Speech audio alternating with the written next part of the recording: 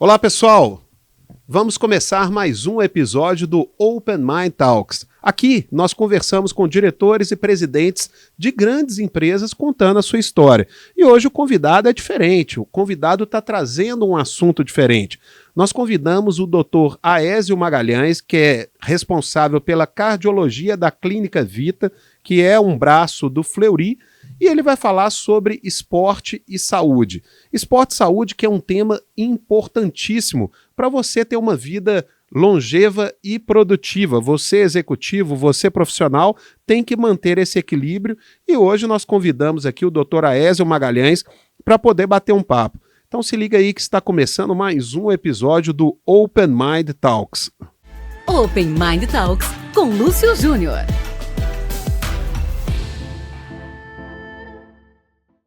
Olá, pessoal, sejam bem-vindos. Vamos aqui mais uma vez bater um papo de alto nível. Estamos em São Bernardo, nos estúdios e também na sede do Open Mind Brasil.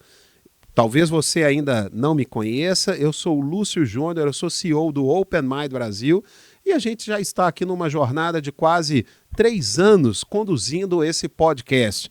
Podcast que é um canal de comunicação do Open Mind Brasil. Uma rede formada por diretores e presidentes de grandes empresas que se reúnem com o propósito de se ajudar e também de se desenvolver, desenvolvendo inclusive oportunidades. E eu tenho orgulho de apresentar esse programa porque toda vez que eu recebo um convidado aqui, eu aprendo um pouco, né, sobre os mais diversos assuntos. Já falamos sobre logística, sobre finanças, sobre recursos humanos, sobre vendas, sobre governança. E hoje a gente vai falar de saúde. A gente vai falar sobre saúde e longevidade, longevidade produtiva. Então é um tema diferente. Nós vamos receber aqui o Dr. Aézio Magalhães, que é do Fleury, da Clínica Vita, para poder discutir um pouco sobre como equilibrar esses pratinhos, né? A produtividade dentro das organizações com uma vida saudável. Hoje, saúde é sinônimo de sucesso. Sucesso não é só você chegar no topo da sua carreira, é sobre como que você vai se manter no topo, né? Então você precisa ter saúde e hoje a gente está trazendo esse tema. Até porque, dentro do Open Mind Brasil, os nossos membros, que a gente carinhosamente chama de Open Minders, nós temos uma vertical de saúde e esporte, onde nós fazemos eventos online e eventos presenciais com essa temática, né, que é a temática da saúde e o esporte. Agora, no mês de agosto, nós fizemos um coquetel, né, de lançamento dessa vertical de saúde e esporte, que eu tenho o prazer de ter aliados aqui, a Rosina Camarota, o Walter Krause, o Gustavo Vilardo, o João Galo, a Andréia Jesus, né, que estão reunidos para que a gente possa discutir saúde e esporte. Como engajar os nossos membros, os nossos Open Minders, nesse tema de saúde e esporte. Eu esqueci de mencionar aqui o nosso querido Alvimar também. O Alvimar, que faz parte aqui também da nossa vertical de saúde e esporte. Um abraço para você aí, Alvimar, que está nos acompanhando. Mas para você que está chegando agora e pela primeira vez está acessando o nosso podcast, eu quero pedir 2 coisas. Primeiro, se inscreve aí na nossa página. Se você está assistindo pelo YouTube, se inscreve e ativa o sininho. Se você está assistindo pelo LinkedIn, é uma transmissão também ao vivo no LinkedIn, se inscreve na nossa página que você vai ter acesso a conteúdos de altíssimo nível. E compartilha também. Você vai ajudar a gente a chegar ao maior número possível de pessoas. E o segundo ponto que eu quero também pedir a vocês, né, é que vocês comentem, façam comentários, sejam aqui interativos. Essa interação é importante para a gente poder fazer desse programa algo realmente relevante. Doutor Aézio Magalhães, um prazer receber você aqui, prazer, um privilégio. Obrigado por ter vindo aqui em São Bernardo para contar um pouco aí da sua experiência. Imagina, obrigado pelo convite, prazer falar com toda a audiência do Open Mind Talks, vai ser um papo bem interessante, tem tudo a ver, né, com a carreira executiva, a gente precisa dessa produtividade, precisa de saúde para isso, né? É isso aí, o doutor Aézio Magalhães faz parte do grupo Fleury, né, da Clínica Vita. Fleury, que é um grande parceiro do Open Mind, ele aposta no Open Mind desde o início, desde quando a gente começou há 5 anos e meio atrás, né, o nosso primeiro parceiro B2B, né, o nosso primeiro cliente B2B foi o Fleury. Bacana. Então quero agradecer a todo mundo, agradecer aí ao Alessandro Ferreira, que é o vice-presidente comercial e marketing do Fleury, a Andréia Jesus, diretora de negócios aí do Fleury, e toda a turma que carinhosamente abraçou o Open Mind, inclusive nos apresentando a você. E agora, Dr. Aézio Magalhães faz parte aí do Open Mind, faz parte dessa rede, ajudando com conhecimento e experiência ligada à saúde e esporte. Isso aí. Doutor, conta para nossa audiência aqui um pouco da sua biografia aí para o pessoal te conhecer. Eu sou o Aézio Magalhães, como o Lúcio disse, prazer falar com vocês. Eu sou cardiologista e médico do esporte, né? Eu fiz a graduação na Universidade Federal do Mato Grosso do Sul, né? Terminei minha graduação, fiz a primeira especialização em clínica médica lá também. E aí, em 2016, vim para São Paulo para estudar cardiologia no Dante Pazanese. Fiz a cardiologia no Dante Pazanese, fiz também a minha subespecialização em ergometria, reabilitação cardiovascular, cardiologia do esporte, que é toda essa parte, né, dentro da cardiologia voltada para o esporte, voltada para as respostas do nosso corpo ao exercício físico. E aí, não satisfeito, fiz também, após na graduação em medicina esportiva, tirei o título de especialista em medicina esportiva também, e hoje eu tenho essas 2 especializações, tanto em cardiologia quanto em medicina esportiva, justamente por ser uma área que eu acredito muito, que eu acho que tudo com relação não só a doenças cardiovasculares, né, que é o meu principal foco de atuação, mas várias doenças a gente já entende que hoje o estilo de vida, né, ele está intrinsecamente ligado à origem de muitas doenças, então eu procurei me aprofundar cada vez mais nessa parte, né, voltada ao estilo de vida, voltada à prática esportiva, a uma alimentação de qualidade, tudo isso também aliado aos tratamentos que a cardiologia proporciona. Então, toda a minha história, né, profissional, toda a minha carreira, desde a formação, ela traz, né, essa busca por conhecimento nessa área de atuação, e hoje atuo no Vita, né, também fazendo isso, né, conduzindo a parte da cardiologia, dos testes cardiológicos. Então, nós também, hoje, além da formação que me preparou para essa atuação, sou médico também da Confederação Brasileira de Atletismo, participo em missões, também acompanhando os atletas profissionais, porque também esse conhecimento dos profissionais, ele nos traz também muito recurso para atender a população geral, os atletas amadores, que eu também atendo no consultório, as pessoas estão buscando mais qualidade de vida por meio do exercício, pela corrida de rua, hoje o triatlo, a gente vai conversar aqui também depois, né, que tem crescido bastante. Então, toda a minha formação e a minha atuação, né, ela é voltada para a cardiologia do exercício, para todos os benefícios que não só o exercício, mas que o estilo de vida saudável ele pode nos proporcionar. Muito legal. E para o nosso público aqui também conhecer, você hoje é responsável pela área cardiovascular da Clínica Vita, né, e da parte de exames também. Explica para o pessoal aí o que é a Clínica Vita. O Vita, ele é o braço, eu costumo dizer que ele é o braço da medicina esportiva, né, do Grupo Fleury. Então, é um grupo que tem no seu DNA, né, a ortopedia, a fisioterapia, todo esse processo de reabilitação, mas que hoje ampliou bastante a área de atuação. Então, dentro do corpo clínico do Vita, temos cardiologistas, médicos de esporte, reumatologistas, várias especialidades, né, voltadas para trazer saúde à população por meio das mais diversas especialidades, das mais diversas áreas de atuação. Então, o Vita, ele funciona como esse braço esportivo do Grupo Fleury, onde a gente atua atendendo o atleta amador, ou aquela pessoa que não tem intenção de ser atleta, mas que ela quer buscar uma melhor qualidade de vida e às vezes não sabe como começar, né? Então, nós conseguimos dentro do Vita, por meio de toda a estrutura de exames, de profissionais, orientar essa pessoa desde o início a que exercício eu pratico? Preciso fazer alguma avaliação médica para isso? Preciso fazer alguma avaliação ortopédica? Preciso de uma reabilitação por parte da fisioterapia? Ou preciso de uma preparação física específica? Então, toda essa jornada, desde o início, né, até, por exemplo, se acontece alguma coisa, porventura, né, tive alguma intercorrência, me lesionei, também temos todo o time de ortopedistas para cuidar dessas pessoas, toda a parte da reabilitação de fisioterapia. Então, eu costumo dizer que dentro do Vita, dentro do Grupo Fleury, nós conseguimos atender toda a jornada desse tipo de paciente que deseja buscar mais qualidade de vida, não só por meio do exercício físico. Temos a Júlia, que é a nossa nutricionista, né? Temos toda a nossa equipe de fisioterapia. Eu, particularmente, eu fico na unidade do Vita do Parque do Ibirapuera. Aonde tem unidades? Nós temos 12 unidades. 12? Né, dentro de São Paulo, temos em Alphaville, temos em Santana, Morumbi, Higienópolis. Né, a do Morumbi é muito bacana, ficar dentro do estádio do Morumbi, inclusive. Né, então, aqui para os lados do ABC ainda não chegou. Ainda não. Já um bom tempo, hein? Eu espero que em breve. Hein? É isso aí.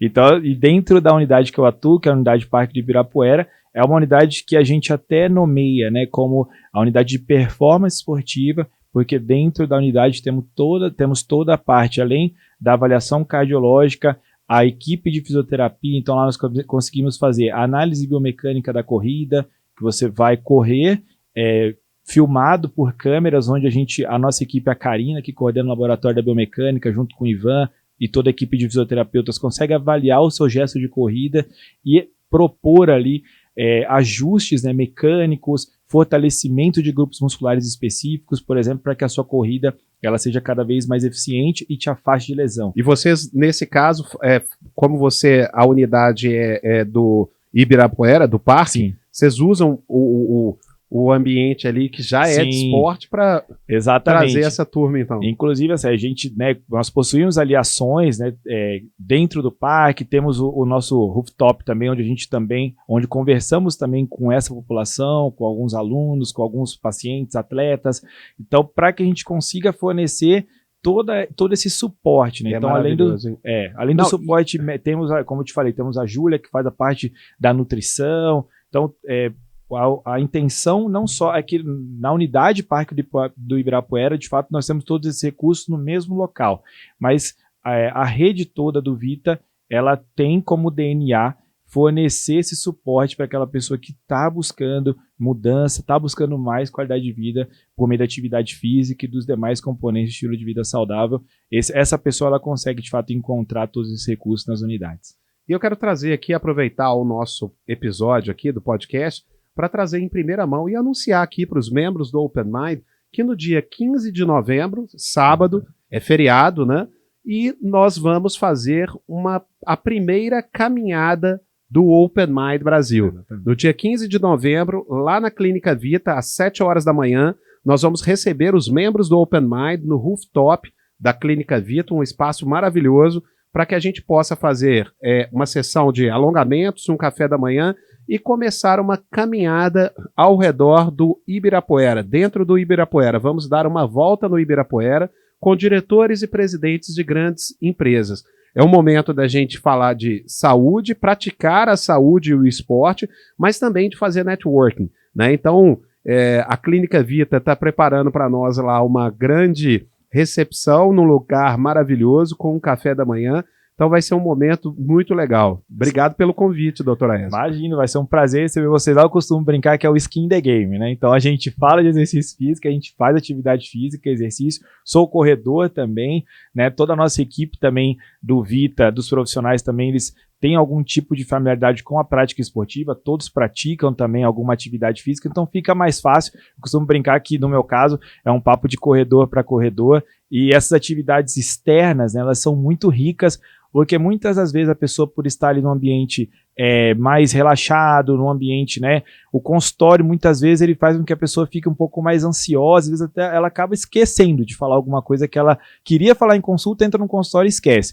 Então esse tipo de atividade ao ar livre, esse tipo de encontro mais informal é muito interessante, porque muitas vezes nós conseguimos ali conversar por aspectos que numa consulta médica a pessoa acabaria esquecendo. Então é muito rico esse tipo de troca, então vem ao encontro de tudo que o Open Mind propõe, que é o networking, que é a busca por uma melhor produtividade, está muito ligado ao estilo de vida mais saudável, atividade física, enfim, vai ser um dia 15 de novembro aí para ficar guardado. E interessante porque as pessoas vêm para o Open Mind para fazer networking, para fazer esse desenvolvimento individual de trocas de benchmark. E muitas vezes estão acostumadas com um ambiente de restaurante ou um ambiente de um auditório, de uma faculdade, etc. Mas nesse caso, no dia 15 de novembro, sábado de manhã, 7 horas da manhã, nós vamos lá para a Clínica Vita e fazer networking com saúde. Né? A gente vai tomar um café da manhã e vamos fazer uma caminhada no Ibirapuera. Então, muito diferente isso. Bom, doutor Aécio, o nosso público, o público aqui do Open Mind, é um público de diretores e presidentes de grandes empresas. E quando a gente analisa o perfil dessas pessoas, são pessoas, em sua maioria, 40 a mais, né, com mais de 40 anos. Eu queria te fazer uma pergunta até relacionado à sua área. Quais são os pontos, além da questão da pressão arterial, que uma pessoa 40 a mais tem que observar na questão do coração antes de iniciar uma atividade física? Isso é muito importante, Lúcio.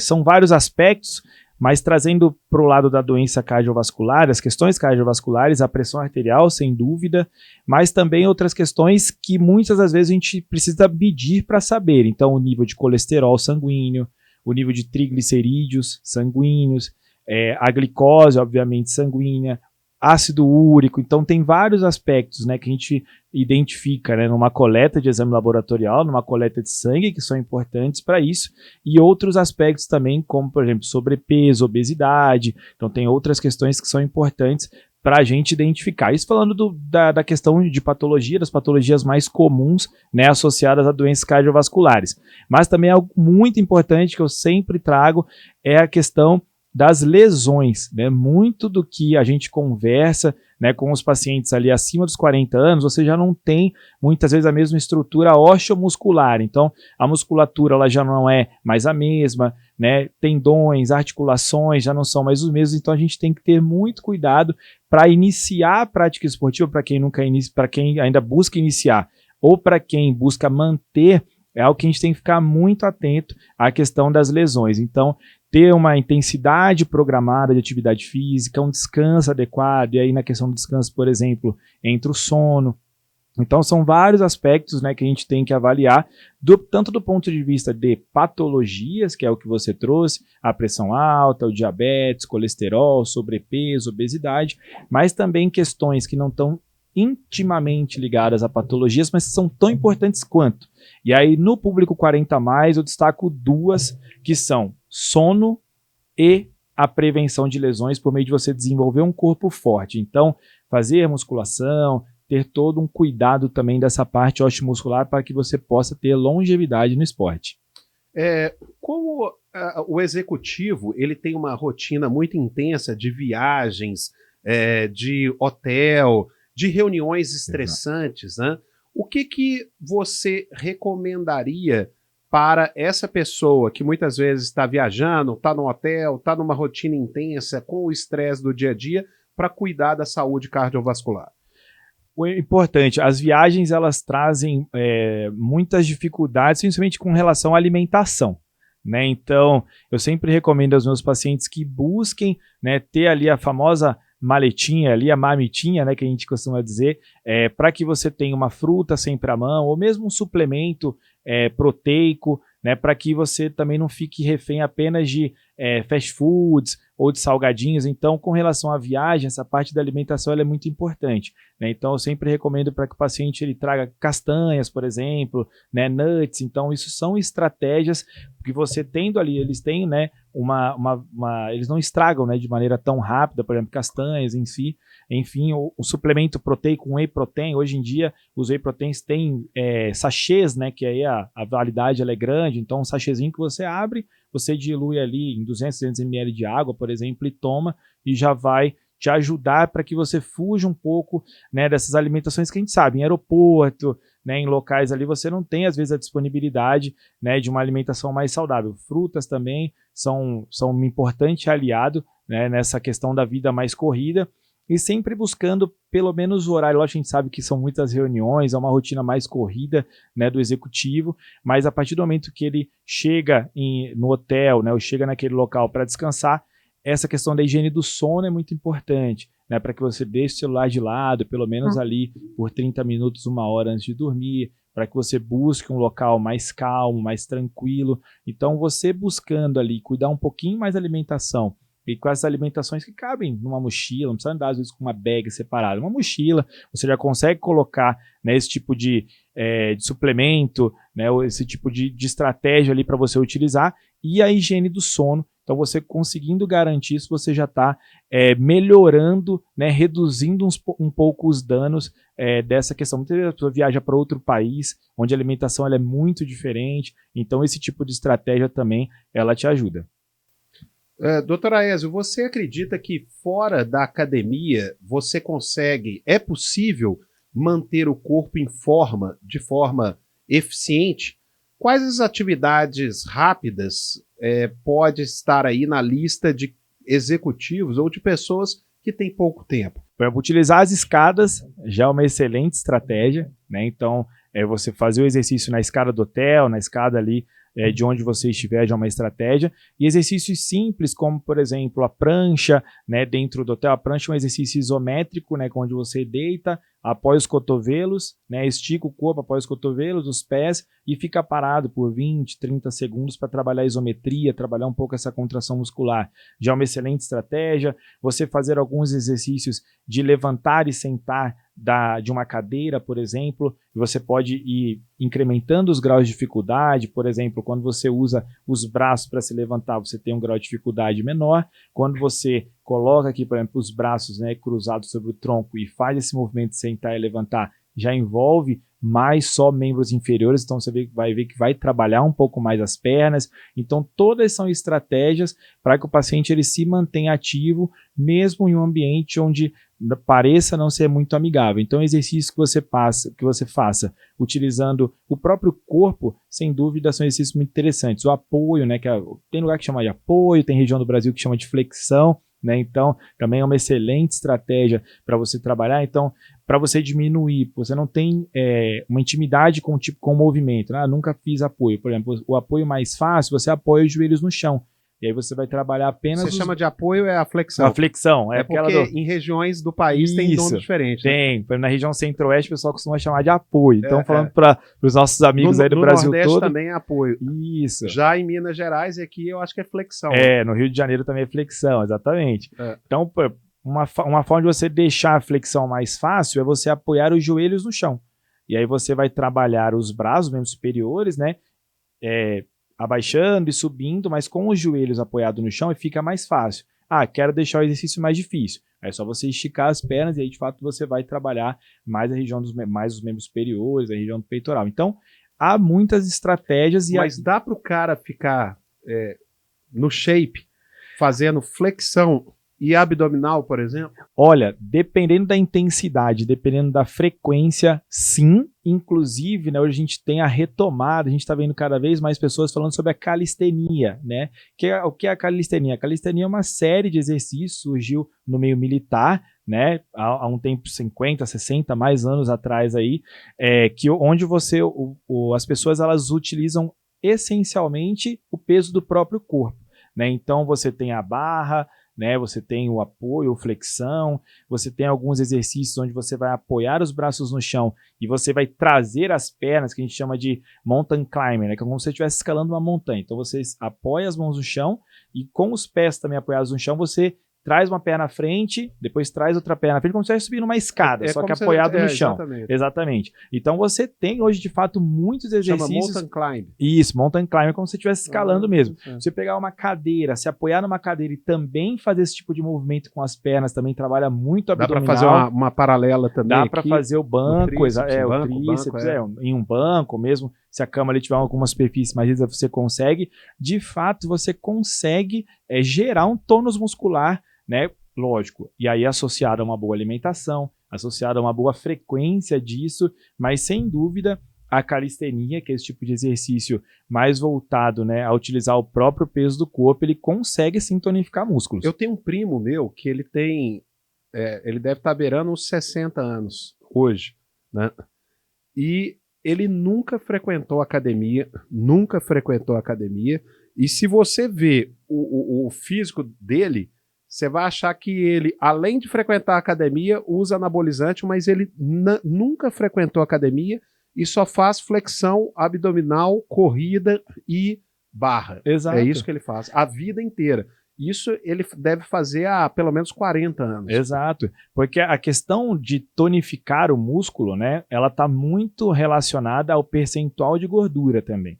Porque quem, entre aspas, né, esconde a musculatura é o nosso percentual de gordura. E você tendo uma boa alimentação, você conseguindo ter uma rotina de treino, né, você fazendo ali uma alimentação adequada, evitando o excesso, né, não estando em sobrepeso, enfim, você vai ter um percentual de gordura mais baixo. Trabalhando, né, o exercício para você tonificar a musculatura, naturalmente você vai conseguir desenvolver a musculatura e em alguns casos até deixar essa musculatura aparente, né, que é o pessoal brinca de shape. Né, mas lógico, lembrando que a musculatura aparente, né, do ponto de vista estético, ela vai fazer diferença, é o objetivo de muitos, mas o desenvolvimento da musculatura não está relacionado a essa musculatura aparecer ser evidente. Então, o que eu quero dizer com isso? Que mesmo que você nunca consiga ver aquele abdômen definido, ou mesmo aquele músculo, aquela musculatura totalmente aparente, o fato de você praticar exercício resistido, o fato de você estimular essa musculatura a ser mais forte, isso já traz muito benefício. Porque muitas vezes as pessoas elas associam o fato, né, de trabalhar o músculo, ou de ter os benefícios ali de uma musculatura só se essa musculatura for aparente. Isso não é verdade. Né? Trazendo um exemplo, já tivemos, né, estudos que avaliaram pessoas obesas e um grupo foi submetido ao treinamento resistido, né, que é fazer musculação, fazer treinamento de força, e o outro grupo não. E aquele grupo que fez o exercício resistido, muitas vezes sem ter uma redução evidente no peso, né, e também essa questão de você transformar essa musculatura aparente, o fato de você fazer o treinamento resistido, ele já ofereceu diversos benefícios à saúde. Lógico que do ponto de vista estético, é bacana, mas não tem que ser, né, o que vai nortear a nossa audiência ou quem estiver nos ouvindo.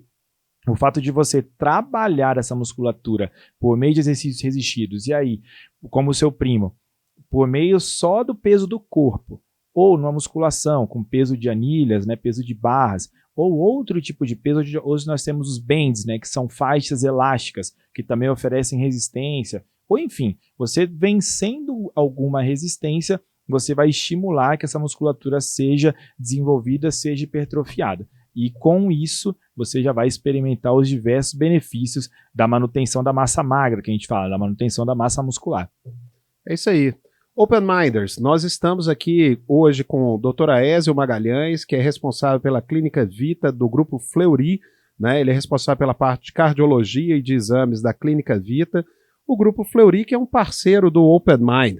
Né? E como nós estamos aí num período de planejamento orçamentário aí das empresas, eu queria também aproveitar a nossa audiência aqui e mostrar para vocês como o Open Mind ajuda, né, ou trabalha em conjunto com empresas como Fleury, como a TOTUS, Localiza, Vale, Ticket, dentre outras organizações que acreditam no poder das conexões geradas aqui no Open Mind, no desenvolvimento de pessoas e no desenvolvimento de oportunidades. Vou passar um vídeo aqui bem curtinho aí, só para a gente dar um respiro aqui e você conhecer um pouco mais sobre o Open Mind. O Open Mind Brasil, uma rede sólida com mais de 1.200 diretores e presidentes das maiores empresas do Brasil, apresenta agora seus serviços corporativos para compor os orçamentos de vendas, recursos humanos e marketing em 2026. Para a área de vendas, o Open Mind é muito mais do que networking. Atuamos como uma verdadeira agência de negócios, agendando reuniões estratégicas com quem sua empresa deseja, quando deseja, dentro de uma rede altamente qualificada. Isso significa produtividade comercial, funil de oportunidades ampliado e, acima de tudo, resultados concretos. E esse contato com as empresas, né, a gente poder levar os nossos serviços direcionados para empresas, o Open Mind nos ajuda bastante, né? Abrir portas para clientes dentro do Open Mind. Que uma ferramenta como o Open Mind, ela gera um brilho nos olhos das pessoas internamente e o networking vai muito além desse tempo aqui que a gente acaba dedicando. Eu acho que o Open Mind se conecta com essa filosofia, né? E com essa ideia, nesse sentido de ter uma interação com segmentos distintos e poder falar o mercado de forma mais ampla, gera muito valor para a Luft Para a área de recursos humanos, oferecemos o Plano de Desenvolvimento Individual da Alta Liderança, um programa contínuo de 12 meses que promove engajamento, aprendizado e trocas de alto nível entre executivos de diferentes setores. Uma solução prática para diretores de RH que buscam desenvolver, reter e inspirar seus principais talentos, conectando-os ao mercado.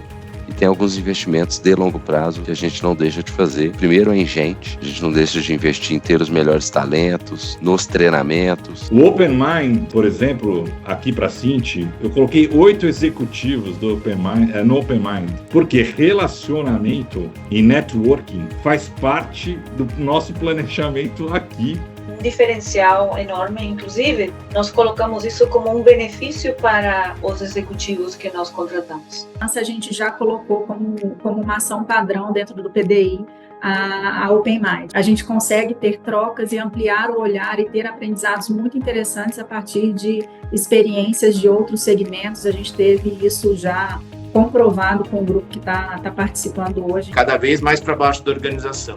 A gente passando a incentivar os nossos times e os times dos nossos times a fazer esse tipo de conexão que é super relevante. O Lúcio me perguntou por orçamento do Open Mind, está lá para o ano que vem. A gente não tira nunca orçamento de desenvolvimento de pessoas, então isso é negociável.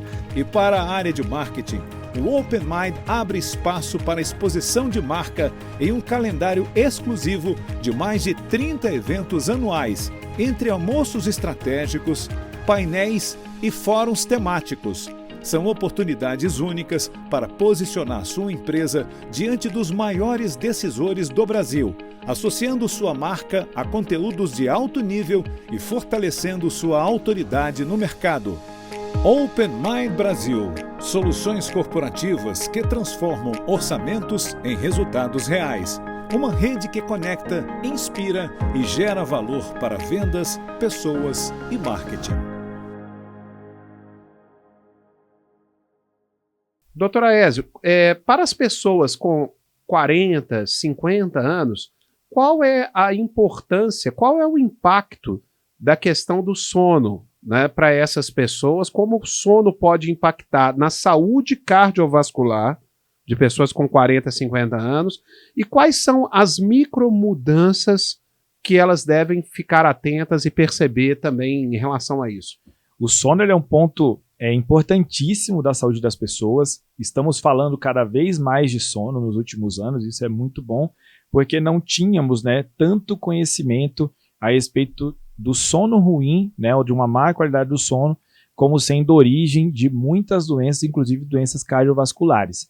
Então, do ponto de vista das doenças cardiovasculares, a relação com o sono ruim, nós temos ligação com o desenvolvimento da hipertensão arterial, que é a famosa pressão alta, né, a piora do perfil glicêmico do paciente, a piora, o aumento dos níveis de glicose no sangue, desenvolvimento de arritmias cardíacas e, no fim da linha disso tudo, pacientes eles têm mais infarto e demais doenças cardiovasculares apenas decorrente de um sono ruim. E o sono ele é um fator de risco independente, Lúcio, e é legal o pessoal saber o que é fator de risco independente. É aquele fator de risco que ele não precisa estar conectado com outros para aumentar o risco da pessoa ter a doença cardiovascular. Então você pode estar se alimentando adequadamente, estar no peso, níveis adequados de pressão arterial, níveis adequados de colesterol, mas o simples fato de você não ter um sono de qualidade já te coloca num risco maior de desenvolver doenças cardiovasculares. E aproveitar, acho que é muito importante,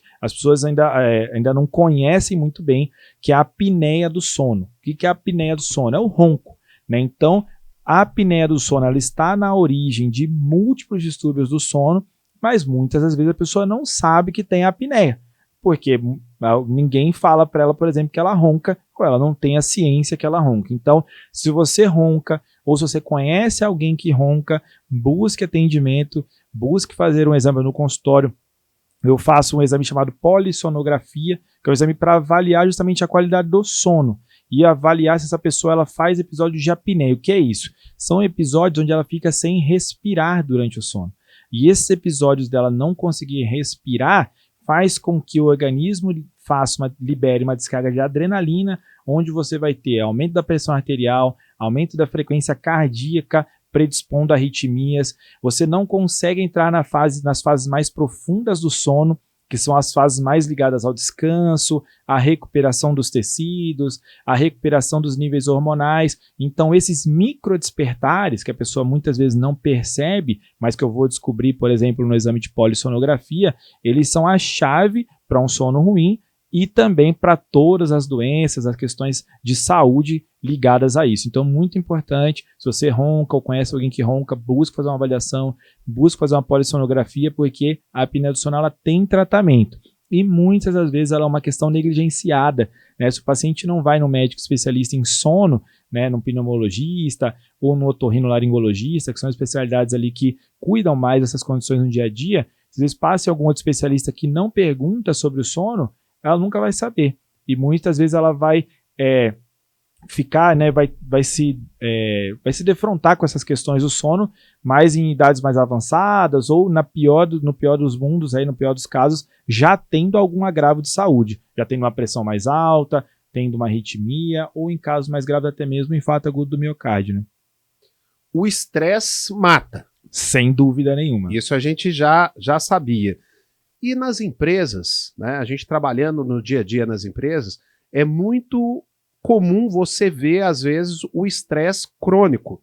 Tanto é que a NR1, que é a saúde, a regra aí que foi estabelecida para as empresas relacionadas à saúde mental, ela vem cada vez mais sendo algo discutido em altíssimo nível. Mas como fazer, qual a estratégia prática que um executivo ou um profissional que trabalha numa empresa e vive esse estresse crônico, qual uma estratégia prática você traria para essa pessoa virar o jogo? Temos várias estratégias, isso é bom, né? Então, a boa notícia, né, que temos várias estratégias para a redução dos níveis de estresse. O exercício é um grande aliado, né? Então, já temos diversas evidências que a atividade física reduz os níveis de estresse. Então, você praticar, você ter uma rotina de exercício, ela vai te ajudar muito com isso. Você procurar ter um sono de qualidade, aí muitas vezes tratando, como eu disse, né, há pouco, você tratando a apneia do sono, você já vai conseguir dormir melhor, e aí você já vai ter redução também dos níveis de estresse. Você buscando ter horários ali para cuidar da mente. Então, hoje nós temos diversos estudos que já mostram técnicas de mindfulness, de meditação, ajudando as pessoas a desligarem ali e por curtos minutos. Temos técnicas de mindfulness de 5 minutos, 10 minutos, 15 minutos, onde naquele tempo, naquele período, você vai, difícil, mas é possível, pensar em nada, né? Porque justamente esse pensar em nada do mindfulness é onde os seus pensamentos se organizam, é onde você consegue desligar um pouco ali daquele momento de tensão e você vai conseguir, inclusive, ter melhores tomadas de decisão mais assertivas. Então, destaco essas 3, mas temos outras várias, desde o ambiente de trabalho, você tornar o seu ambiente de trabalho mais amigável, por exemplo, com mais áreas verdes, se possível, né, ou com locais ali, com áreas de relaxamento, para que você, hoje as empresas elas trazem muito isso, né, essa questão de áreas onde você vai para descomprimir, que a gente fala para aliviar um pouco esse estresse. Então, se na sua empresa tiver uma área como essa, é interessante que algumas horas do dia você descomprima, que você pare de pensar um pouco naquilo, e isso vai até um pouco de encontro que as pessoas pensam hoje, né? Que é, não, mas eu não tenho hora, né? Eu tenho que trabalhar, eu trabalho muito, e a gente destaca, obviamente, né, que para você conseguir o seu objetivo, de fato, muitas horas de trabalho, você tem que empregar muita energia para isso, mas em algumas situações onde você já está em níveis de estresse mais elevados, muitas vezes essa descompressão, essas técnicas para evitar que esse nível de estresse ele suba a níveis muito altos e que vão atrapalhar a sua capacidade de decisão, que vão justamente fazer com que você comece a tomar decisão melhor para a sua companhia, melhor para os seus funcionários, melhor para todo o seu time. Então, é aquela história de dar um passo para trás para dar 2 para frente, porque com relação às questões de saúde, às questões de estresse, eu costumo brincar com os pacientes que é como se fosse um elástico. Você vai esticando aquele elástico, até o momento que ele vai arrebentar. Então, depois que ele arrebenta, fica muito mais complicado você, né, tratar, você resolver aquilo ali, você, né, consertar aquele elástico. Então, com relação ao estresse, é exatamente isso. Lógico que momentos de tensão, eles fazem parte da vida do executivo, fazem parte da pessoa que toma a decisão que vai impactar a vida de muitas pessoas. Mas tem que ter esse cuidado entre onde o elástico, de fato, ele está esticado, mas para gerar uma tensão maior de resposta, digamos assim, mas aquele momento onde esse elástico ele esticou demais, arrebentou, e aí você perde aquela capacidade de tomar a decisão correta, onde isso também vai gerar um impacto ali. Então, é importante que ao longo, né, da sua vida, ao longo da sua rotina, esses momentos de estresse, eles fazem parte, né? Você está ali naquela pressão, e isso é do jogo, né? É da vida do executivo, mas tem também ter esses momentos de descompressão, são importantes para que você sempre mantenha aquele alto nível sem ter essa ruptura do elástico, digamos assim.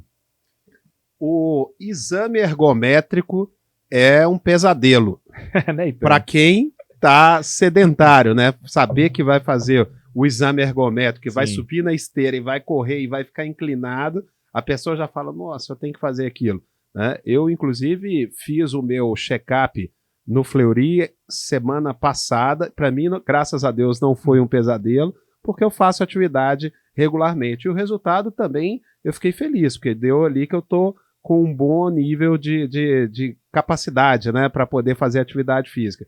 Mas você costuma recomendar o exame ergométrico e VO2 máximo, por exemplo, para não atletas? Isso você, como médico, costuma recomendar? Sim.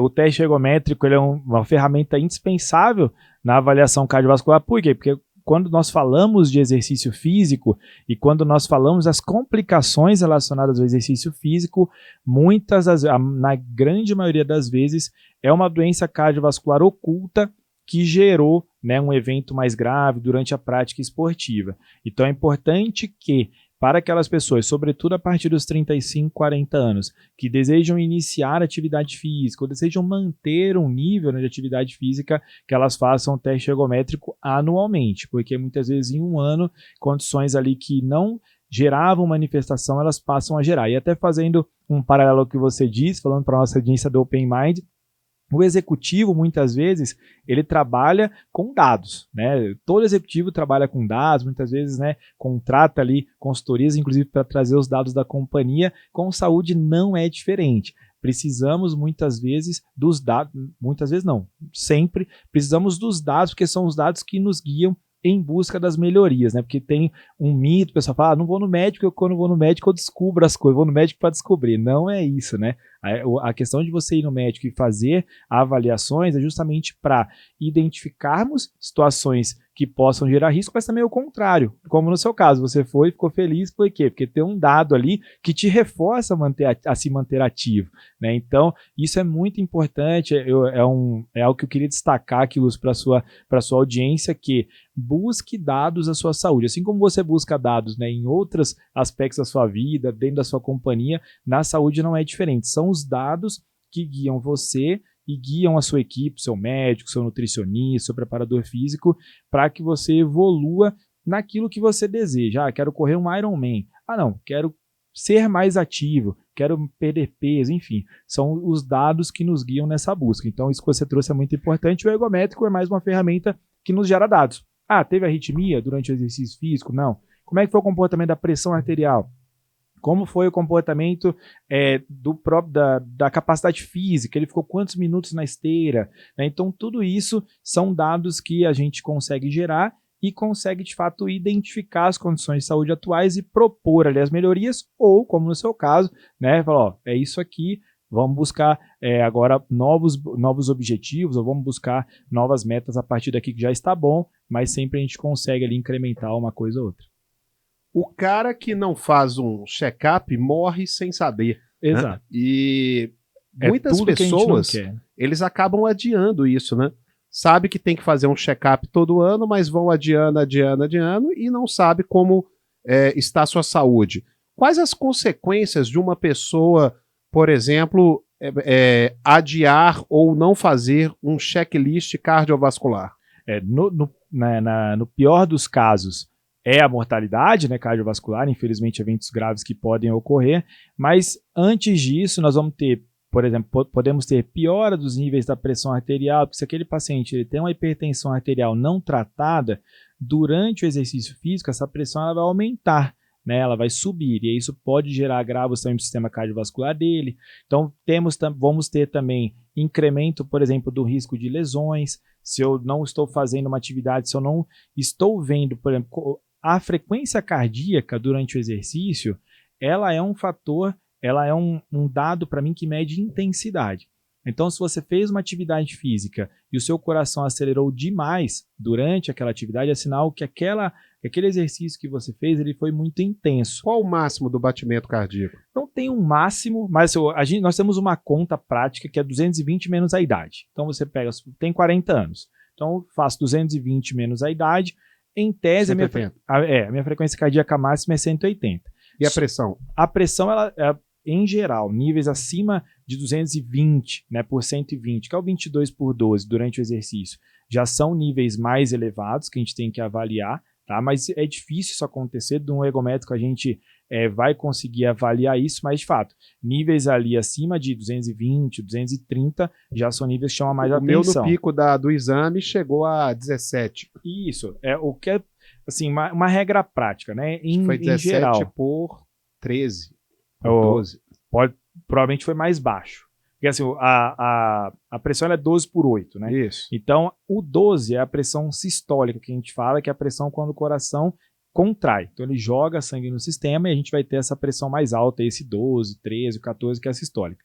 A diastólica é quando o coração relaxa. Então, não tem nenhuma pressão adicional sobre os vasos. Então, é basicamente a pressão do próprio sangue e o vaso, que é o 8, 7, né? Essas diastólicas acima de 9 já são pressões mais elevadas. O que acontece no exercício?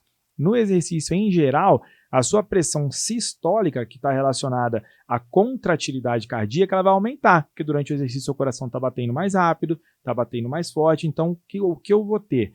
A pressão sistólica subindo e eu preciso de mais sangue nos meus músculos para fazer o exercício. Então, o que vai acontecer com os meus vasos sanguíneos? Eles vão dilatar. E aí, quando eles dilatam, essa pressão diastólica, que é a mínima, ela ou vai se manter ou ela vai até cair. Então, durante um teste ergométrico, qual é o comportamento esperado da pressão?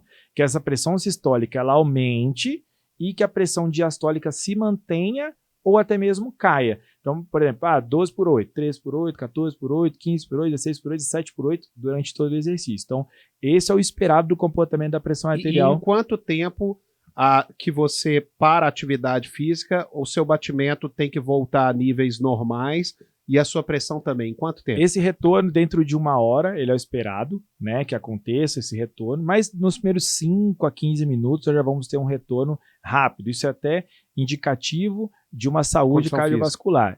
Então, o ideal é que caia no primeiro minuto de um ergométrico, depois que para a esteira, o ideal é que caia pelo menos 12 batimentos, né? Esse é o ideal, que caia, mas isso vai acontecer ao longo da primeira hora, porque eu vou tendo, né, o retorno, né, das minhas condições cardiovasculares ao retorno basal, o retorno pré-esforço que a gente fala. Então, mas as respostas dos primeiros 4 a 6 minutos de um teste ergométrico, elas nos dizem bastante coisa com relação a isso. Também é um fator de saúde cardiovascular. Agora vamos pensar nos sinais de alertas, né?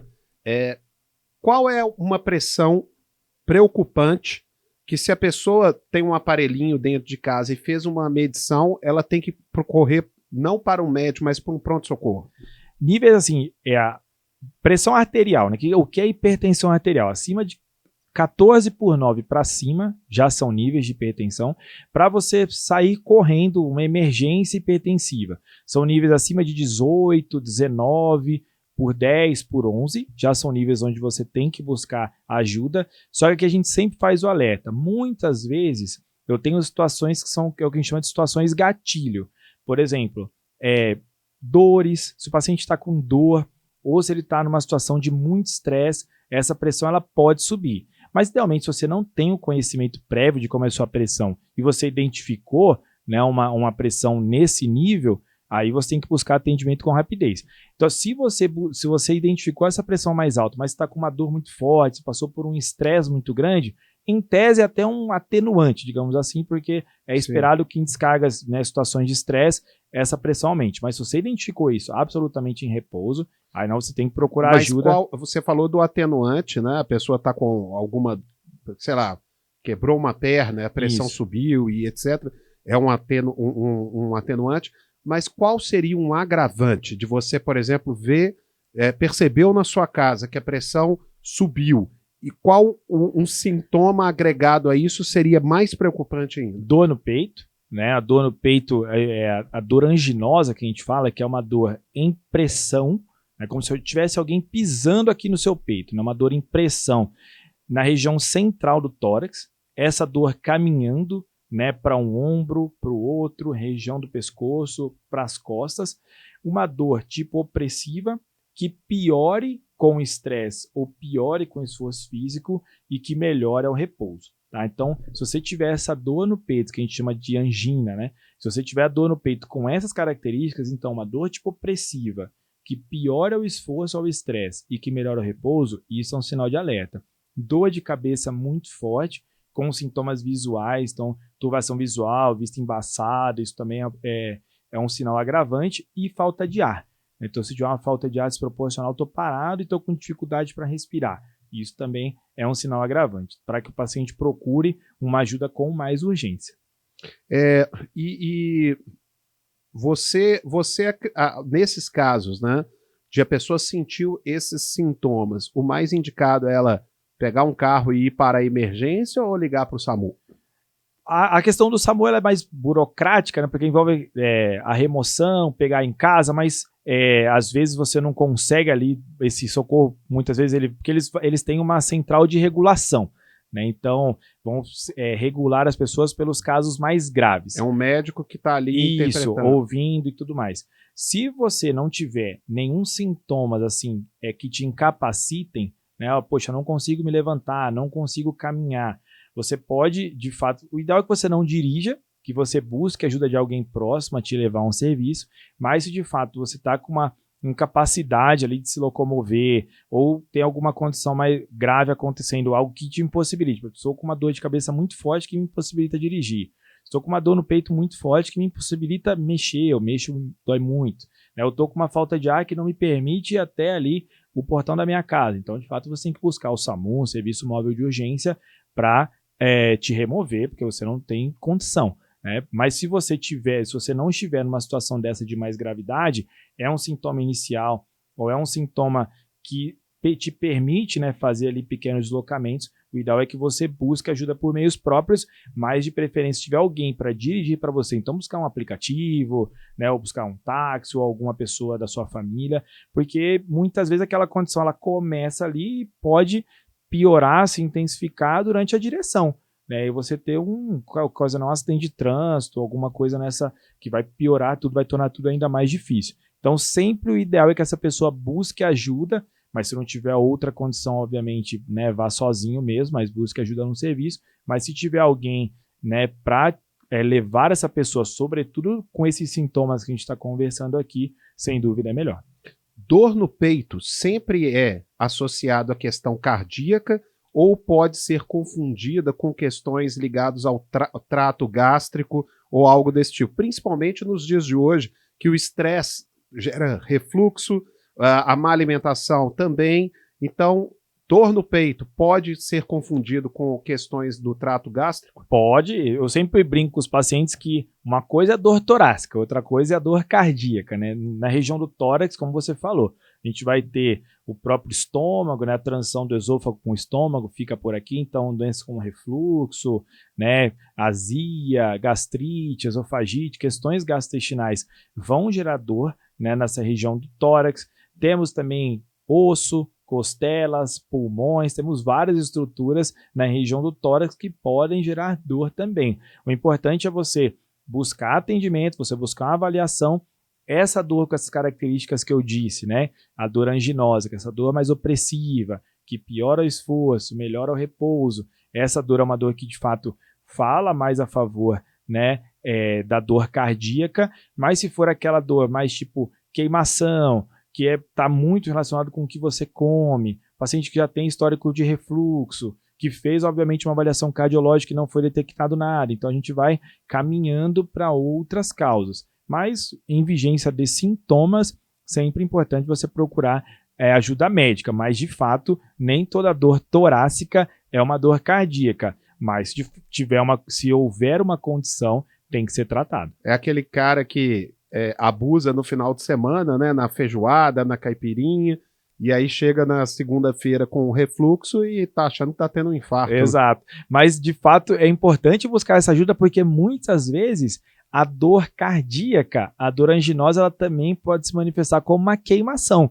Nessa região da boca do estômago, né, que a gente chama de epigastro, né, mas que popularmente conhecida como boca do estômago, tanto dor cardíaca quanto uma dor gástrica, ela pode gerar sintoma nessa região. Então, por isso, como eu alertei aqui, desde que haja uma avaliação cardiológica prévia e o paciente continue tendo os sintomas, tudo bem. Mas se não há nenhuma avaliação cardiológica recente, busque ajuda sem dúvida, porque não é incomum, né, o paciente achar que está com uma gastrite e ir para o cardiologista nós identificarmos alterações lá. E a gente aqui do Open Mind recomenda que você que está assistindo aí, o executivo do Open Mind, faça o seu check-up, principalmente porque está chegando agora final de ano, né? E no dia 3 de dezembro nós vamos ter a eleição do executivo destaque na sua respectiva área, né? Você vai ser reconhecido através de uma eleição como o melhor executivo de supply chain, o melhor CEO, o melhor diretor financeiro. Imagina se você sobe lá no palco e vai receber o troféu e aí você pega e não aguenta, o coração não aguenta a emoção. Né? Então a gente recomenda que você faça. E falando do Open Mind Awards, eu queria mostrar para vocês que as eleições dos escolhidos, né, as pessoas que serão escolhidas por categoria, já estão abertas e a gente quer contar com o voto popular. Você, sendo ou não membro do Open Mind, nos ajudar a eleger o executivo destaque em suas respectivas áreas. Nós vamos rodar um vídeo aqui para você conhecer um pouco aí o nosso programa e também vamos botar o link aqui para você ajudar a votar. Chegou a hora de celebrar quem inspira o mercado brasileiro, quem transforma presença em impacto, influência em oportunidade. Na Open Mind Brasil, networking é ouro. Aqui, cada encontro pode virar negócio, cada conversa pode abrir portas. Reconhecemos os destaques em finanças, tecnologia, ESG, RH e muito mais. Homenageamos também quem faz a rede pulsar, o membro embaixador e o membro mais influente de 2025. Indique, vote, participe, conecte. Reconheça quem faz a diferença. Viva a grande noite do networking brasileiro no dia 3 de dezembro, em São Paulo. Open Mind Awards 2025. Celebrando quem transforma conexões em legado.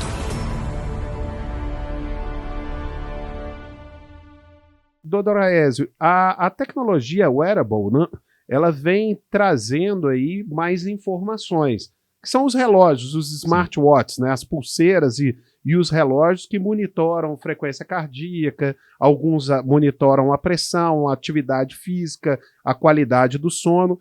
Até que ponto esses dados gerados pelos relógios inteligentes, os smartwatches, ajuda, né, e até que ponto ele atrapalha na prevenção? Isso. É muito interessante sua pergunta, porque de fato nos últimos anos a gente tem uma profusão, né, de dispositivos sendo criados, e aí o que impacta muito isso, né, impacta muito essa questão é a qualidade da informação gerada.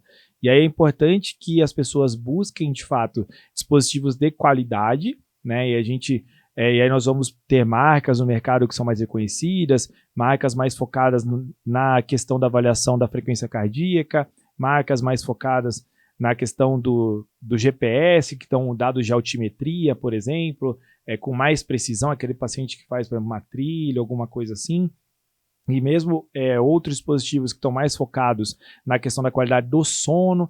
Então é importante você buscar dispositivos de qualidade e mais voltados para aquilo que é o seu principal objetivo. Então esse é um ponto que tem que ficar bem claro aqui, porque às vezes a pessoa ela compra um dispositivo de uma qualidade às vezes não tão boa e que vai gerar dados que falseiam muitas questões e são dispositivos que estão com você o tempo inteiro. Então, muitas vezes gera um estresse ali, até mesmo desnecessário.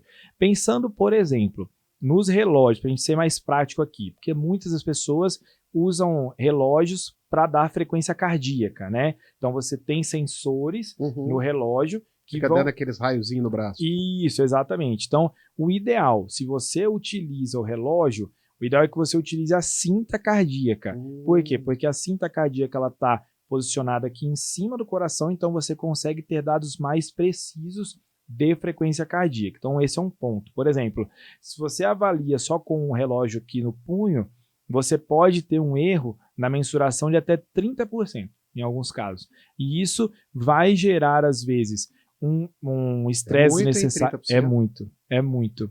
Por quê? Porque muitas vezes os dispositivos, eles acabam confundindo essa movimentação do braço. Ou a pessoa põe frouxo no braço. Exato. Então, tudo isso vai gerar muitos dados ali que muitas vezes não são corretos. Então, por isso, se você quer uma avaliação mais precisa da sua frequência cardíaca por um relógio, por um dispositivo, o ideal é que você tenha a cinta. Tá? Então, esse é um dado que precisa ficar marcado.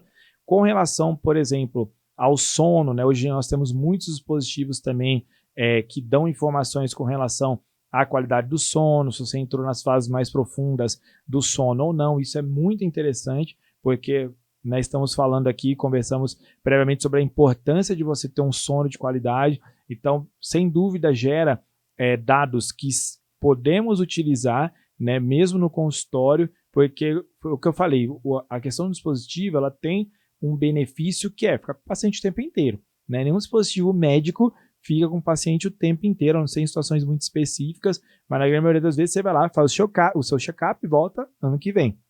Então você tem um dispositivo nos fornecendo informação o tempo inteiro. Hoje nós temos também alguns wearables que fornecem o eletrocardiograma, né, que é aquele exame dos risquinhos lá do coração. Então você tem alguns dispositivos que também geram o eletrocardiograma e você consegue avaliar se aquele paciente apresentou algum episódio de arritmia ou não, e mesmo arritmia oculta, que você não pega muitas vezes no check-up, porque naquele dia do check-up ele não tinha arritmia, né? E às vezes num dia qualquer ele apresenta o episódio de arritmia, o wearable consegue ler aquela arritmia, informa o paciente e já manda um PDF do eletrocardiograma para o médico dele. Olha só.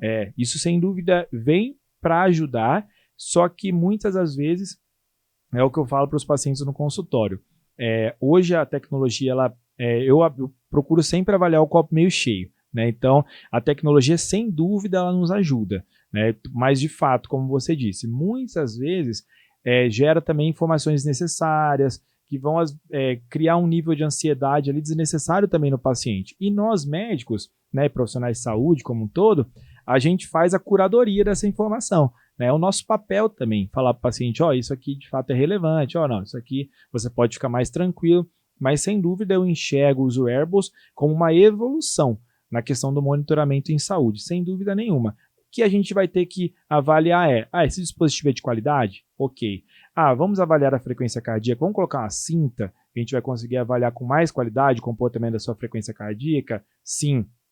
Esses dados do sono, eles têm replicação, né, num outro tipo de exame, ou mesmo entre si. Ok, de fato, você está batendo com a realidade, você está apresentando sintomas compatíveis com isso. Então, no consultório é muito fácil para a gente poder avaliar se de fato aqueles dados eles têm correlação, né, com a realidade, se são dados de qualidade. Então, por isso que eu falo para os pacientes, podem usar à vontade dispositivos. Tem paciente que me liga, fala, apareceu isso aqui no meu relógio, e aí, o que eu faço? Eu falei, cara, vamos olhar como é que foi, em que situação que foi, né? Muitas vezes, por exemplo, em corrida de rua, às vezes acontece alguma situação, como você mencionou, do relógio não estar muito preso ao braço, ou também ele acabou esbarrando em outra pessoa ali durante a corrida, enfim. Estar suado, muito suado, afeta. Situações, e que geram um pico isolado no gráfico da frequência cardíaca. E isso, de fato, eu tenho que avaliar, né? Então a gente vai avaliar se esse paciente teve sintoma durante aquele pico, não teve. Eu te confesso que eu nunca acreditei nesse batimento do relógio. Assim, dá para acreditar, mas fazendo do jeito certo, dá. Né? A gente tem dispositivos de melhor qualidade, sem dúvida, mas assim, isso é inegável. Com a cinta é muito melhor, E também, a gente está falando só de wearable, né? Essas informações dos wearables, elas não substituem o teste ergométrico, uma avaliação como, por exemplo, também você trouxe da ergospirometria, né? Que é o ergométrico com uma máscara, né, que vai avaliar o consumo de oxigênio. Então, essas informações dos exames cardiológicos, de fato, elas são o padrão ouro. Tem relógio que mede pressão? Tem alguns dispositivos hoje que estão medindo pressão, inclusive eu tive contato com que a pulseira, ela infla.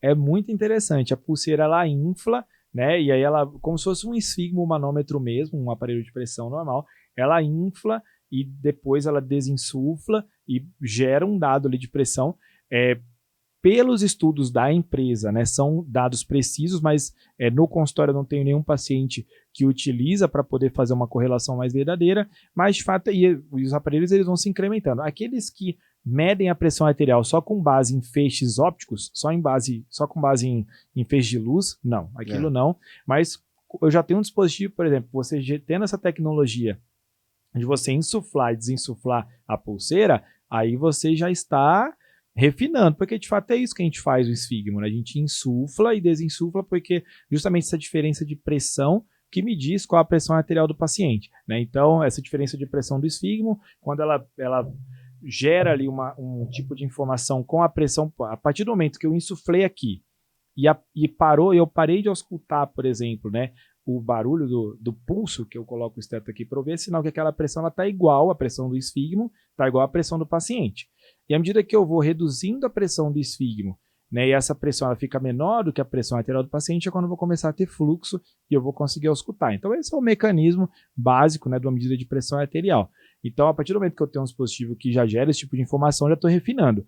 Mas, no contexto geral dos wearables, eles vêm para ajudar. Só que eu tenho que refinar. E aí, nós, médicos, profissionais de saúde, estamos justamente para isso, para poder orientar o paciente o que ele tem que valorizar e o que ele não precisa valorizar naquele momento, porque senão gera muita ansiedade. Gera muita informação, mas também gera muita ansiedade.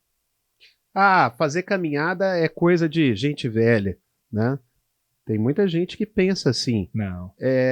Qual é a melhor atividade? Correr ou caminhar?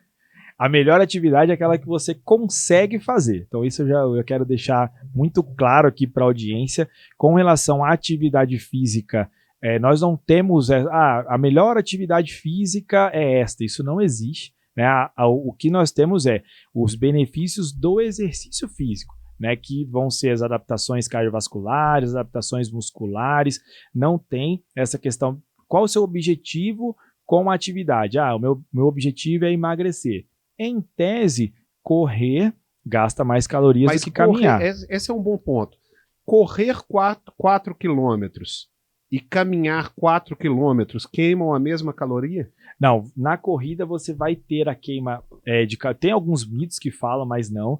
De fato, correr 4 quilômetros você vai gerar mais gasto calórico, porque a corrida ela envolve movimentos acessórios. Você movimenta mais o seu corpo do que numa simples caminhada. O tronco, você tem o envolvimento de outros grupos musculares de uma maneira mais intensa que a corrida. Isso, sem dúvida, você percorrer a mesma distância correndo, caminhando, o gasto calórico durante a corrida, ele é maior. Qual a diferença entre o... Isso vai variar, mas de metabolismo para... Exato. Mas em geral, você pode ter até a corrida queimando 2 vezes mais calorias do que a caminhada. 2 vezes mais? Na mesma distância, isso depende da velocidade. E tem muita gente que fala que caminhar, se a distância for a mesma... Não. A corrida você gasta mais calorias, né, do que a caminhada, mas também a gente tem que deixar de fato claro aqui para o pessoal, porque muitas vezes aquela pessoa ainda não está pronta para correr, né? Muitas vezes é uma pessoa que está iniciando um programa de exercício físico e, de fato, a corrida ela é um movimento mais complexo, ela é um movimento, né, onde eu tenho mais gasto calórico, eu tenho movimento de mais grupos musculares, então muitas das vezes, por exemplo, uma estratégia que a gente utiliza para aquela pessoa que quer iniciar um treinamento na corrida é o famoso corre e anda. Então ela corre um pouco, caminha um pouco, até que o corpo dela esteja adaptado a percorrer toda aquela distância apenas correndo. Porque muitas vezes a pessoa ela já quer começar a correr justamente por conta disso. Eu quero queimar mais calorias, eu quero ter os benefícios ali do condicionamento de maneira mais rápida. mas muitas vezes o seu corpo não está preparado para aquela carga. Então, uma das estratégias que eu utilizo muito no consultório, por exemplo, é isso, é fazer um corre-anda, né? É você utilizar ali de estratégias para que dentro de um prazo, né, que a gente estipula, baseado no condicionamento físico, baseado na familiaridade dessa pessoa com a atividade, a gente consiga alcançar. Mas se você nunca correu, uma dica que eu sempre dou aos pacientes é: comece com corre e anda. Ah, mas eu vou gastar mais calorias numa sessão de corrida. Tudo bem, mas e quando eu jogo isso na linha do tempo? O que adianta eu começar correndo e me lesionar e parar de treinar? Então, quando o assunto é atividade física e benefícios da atividade física para a saúde, a constância, a frequência do exercício físico, ela é muito mais importante que a intensidade, isso sem sombra de dúvida. Então, vale muito mais a pena eu fazer 4, 5, 6 vezes de uma sessão de exercício mais moderada do que fazer 1, 2 vezes uma sessão mais intensa, isso pensando em prevenção de lesão, isso pensando em você engajar, né, e você conseguir de fato adquirir o hábito, né? Lógico que você fazer o exercício, eu consigo fazer o exercício uma vez por semana só, tudo bem, isso é muito melhor do que você ficar o tempo inteiro sedentário, sem dúvida nenhuma. Mas quando eu estou falando em um raciocínio mais amplo, né, de mais benefícios da atividade física, sem dúvida, aquela pessoa que consegue se exercitar mais ao longo da semana é uma pessoa que ao longo dos anos ela vai enxergar mais benefícios da atividade física. Esse componente frequência, esse componente constância, ele é predominante para que nós consigamos, né, os objetivos, todos os objetivos que a gente fala de atividade física na vida, seja no controle do estresse, seja na melhora do condicionamento, seja na redução do peso, melhora da composição corporal, melhora do sono. Então, menos é mais nesse sentido. Lógico que, né, cada pessoa tem o seu objetivo. Eu quero correr uma maratona, vamos correr uma maratona, né? Eu quero ser mais ativo, vamos ser mais ativos. Mas falando na população geral, e por tudo isso que nós comentamos aqui, a questão da frequência do exercício, você ser constante, um pouquinho de cada vez, um tijolinho de cada vez. Isso é muito mais importante do que você ir fazer uma sessão muito intensa e não voltar mais. Então eu vou voltar só mês que vem, entendeu? Mas correr dói demais, principalmente quando você está começando. E tem gente que fala que ali na corrida, e às vezes eu percebo também, que quando passa um certo tempo, a dor passa e você começa a sentir prazer. Sim. Isso é uma questão mental ou isso existe alguma questão química e fisiológica por trás disso daí? E se existe, qual que é o tempo que você tem que segura as pontas até ali que depois melhora? Isso é muito individual, mas de fato, né, a questão mental ela tem um aspecto muito importante, a questão de você tolerar a atividade física, mas o fato de você, no começo da atividade física, ser mais difícil, muitas vezes é porque a musculatura não está pronta ainda, né? O nosso corpo, ele, entre aspas, é preguiçoso, né? Então, por isso que a gente sempre recomenda você fazer um aquecimento antes de você iniciar a atividade física, porque o aquecimento ele funciona para quê? Primeiro, para você, de fato, né, melhorar a circulação sanguínea ali em toda a sua musculatura e deixar a sua musculatura mais pronta para aquela atividade que vai vir, mas também você já sinaliza para o seu cérebro que vai vir um esforço. Então, por isso que o aquecimento ele é muito importante. E muitas vezes a pessoa que não aquece, ela vai nos primeiros 5, 10 minutos, 15 minutos sofrendo. O cara por quê? monta na esteira lá e já coloca na velocidade. Exato. E aí você vai ter porque você não aqueceu. Então você está aquecendo ali você já está aquecendo no exercício. Então por isso que os primeiros 5, 10 minutos são mais penosos, mas depois você começa a ter ali maior circulação sanguínea nos músculos. O seu cérebro também já se adaptou ali àquela questão de esforço, e aí você consegue, a sua respiração, né, o seu pulmão também, a sua capacidade respiratória também já se adequou, então é tudo isso, aí você consegue experimentar ali, passa aqueles primeiros 15 minutos, a atividade física ela fica mais prazerosa. E durante a sessão de exercício físico, nós temos a liberação das famosas endorfinas, né? Então, essa liberação de neurotransmissores associados a bem-estar, eles vão acontecer durante a sessão de exercício e também logo após. E aí, essas endorfinas elas vão ficar presentes no nosso corpo, podem ficar por 24 a 48 horas após uma sessão. Então, por isso que muitas vezes a pessoa fala, eu sou viciada em exercício. De fato, ela pode ser mesmo viciada no sentido que aquela endorfina do exercício físico faz falta para ela. E por isso que muitas vezes, quando o paciente, quando a pessoa, ela ultrapassa aquela fase da criação do hábito, né, que vai variar, falam 3 semanas, né, para você criar um hábito novo, isso é muito variável, mas depois que você passa por aquela fase mais difícil, você de fato passa a ser mais dependente daquela atividade física por conta até da liberação desses neurotransmissores. Então, é muito importante que você se mantenha ativo para que você persista. E quando nós estamos falando da sessão de exercício em si, aqueles primeiros 15 minutos vão ser mais penosos ali, mas vão passar, né? E quando a gente fala da criação do hábito, de 1 a 3 meses para você, isso, né, é muito individual, mas de 1 a 3 meses para você criar aquele hábito, para fazer falta na sua rotina. Então, você conversar com muitas pessoas que são ativas fisicamente, tenho certeza que muitos que estão nos assistindo aqui já estão nesse nível de ser dependente da atividade física. O dia que não faz atividade física, parece que faltou alguma coisa na vida dela. Isso tem muito a ver com esses benefícios neurológicos, cerebrais, dos neurotransmissores que são liberados durante a atividade física.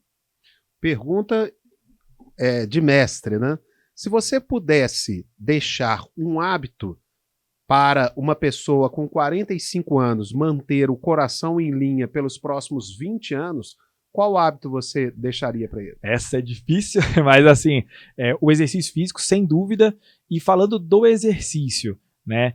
Sem dúvida, o que eu reforço muito aos pacientes, eu vou até, os meus colegas cardiologistas, que me desculpem, mas não tem briga nenhuma aqui, mas falamos pouco dos benefícios da musculação para os pacientes, do exercício de força, né? Porque muitas vezes a caminhada, a bicicleta, o exercício aeróbico, né? A caminhada é o grande modelo, né? Tudo isso que a gente fala aqui da atividade física. Estou com dúvida do que eu vou fazer. Vou falar da caminhada, né? Vou fazer uma caminhada, mas muitas vezes por conta disso tudo, nós esquecemos de falar do exercício de força.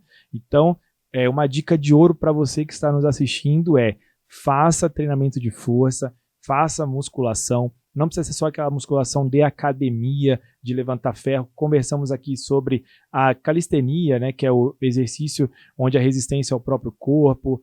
Hoje você tem faixa, você tem diversos dispositivos que você compra na sua mochila para você treinar em casa, porque ter músculo é sinal de ter longevidade. E quando passamos os 30 anos, esse processo ele vai se incrementar ao longo dos 40, a partir dos 40, 50 anos, temos um processo chamado sarcopenia. O que é sarcopenia? É a perda de massa muscular, né? Então, esse processo ele se acentua, ele se inicia aos 30, mas ele se acentua a partir dos 40, 50 anos. Isso impacta demais na qualidade de vida, mas também está associado a maior incidência de doenças cardiovasculares. Então, fosse dar uma dica para a nossa audiência, a caminhada ela já está mais no intuitivo das pessoas, já está mais ali no inconsciente das pessoas, a caminhada, a corrida ou a própria bicicleta. Mas a musculação, infelizmente, ainda não está tão assim no inconsciente das pessoas. Então, não deixe de fazer pelo menos 2 vezes por semana treinamento de força. O seu coração vai agradecer, todo o seu corpo vai agradecer. A corrida, ela envelhece a pessoa fisicamente, olhando? Mito. Aquela pessoa que não usa protetor solar, aquela pessoa que não faz musculação, ela vai ficar enrugada e flácido fazendo corrida? É mito, isso é um mito. De fato, com a corrida nós temos redução, né, do percentual de gordura corporal. Muitas vezes essa gordura está associada ali a questões da face, mas não que você vai envelhecer, não que você vai enrugar, nem nada disso por conta da corrida. Citei muito essa história, mas isso não é verdade, né? E os benefícios da corrida suplantam e muito, né, a questão de você não fazer atividade física. Já ouvi, infelizmente, pessoas falando, não vou fazer atividade física, vou ficar flácido, vou ficar com o rosto flácido. Isso não faz sentido nenhum, isso é um mito, tá? Mas, de fato, se você treina ao ar livre, você tem que tomar cuidado, né? Como toda pessoa, com a exposição aos raios solares, enfim, como toda pessoa, né? Tanto a que treina quanto a que não treina, né? Ela tem que ter os cuidados com a saúde da pele, mas não que a corrida piore a qualidade da pele das pessoas de maneira nenhuma. Isso é um mito, pelo amor de Deus, não divulguem essa ideia. Bom, pessoal, a conversa aqui foi maravilhosa, passou rápido. Quero agradecer ao Dr. Aézio por ter vindo aqui em São Bernardo, no Open Mind Brasil, para a gente poder conversar sobre saúde e esporte. Nós estamos cada vez mais aí trazendo o tema de esporte para dentro do Open Mind, que nós somos líderes, né, diretores e presidentes de empresas. Então a gente tem que cuidar bem da nossa saúde para dar o exemplo e para também se preocupar com a saúde dos nossos colaboradores e das suas famílias. Então, saúde e esporte cada vez mais vai estar inserida aqui no Open Mind, a nossa vertical de saúde. E o Dr. Aézio representando aqui a Clínica Vita e o Fleury, grande parceiro do Open Mind. E agora, como um membro do Open Mind, quero te ver mais e mais e mais trazendo conteúdo e conhecimento para nós. Muito obrigado, espero que você tenha gostado aqui desse bate-papo. Poxa, adorei. Obrigado, Lúcio, obrigado a todos do Open Mind. Meu primeiro podcast, então... Começando com o pé de ouro, com o pé direito. Né? Em grande estilo. Então é sempre um prazer falar sobre isso. Eu acho que tem uma sinergia, né, completa com a audiência do Open Mind, que são executivos, são pessoas que demandam, né, que exigem muito das suas mentes, do seu corpo, são rotinas aí, né, de trabalho de várias horas, então você estar com a sua saúde em dia, ela é fundamental para que você possa desempenhar a sua função da melhor maneira. Então, para mim é um prazer poder falar, poder orientar, trocar, né, na verdade, porque muitas vezes, e como a gente trouxe aqui, essas situações, essas ocasiões, como teremos no dia 15 de novembro, né, de nos encontrarmos fora do ambiente do consultório, fora do ambiente médico, né, mais rígido, nos permite falar com mais leveza e também nos fazer entender de uma maneira, né, mais completa, mais ampla. Então, para mim foi um prazer participar, gostei bastante, espero que também a audiência goste das informações, estamos à disposição aí para tirar mais dúvidas, porque faz muita diferença você ter uma saúde de qualidade para você poder desempenhar a sua função da melhor maneira. Muito obrigado, doutor Aézio. Quero agradecer também a nossa audiência. Espero que tenham se inspirados a praticar esporte, manter a vida saudável e a mente sã também. A gente se vê no próximo episódio do Open Mind Talks. Open Mind Talks com Lúcio Júnior.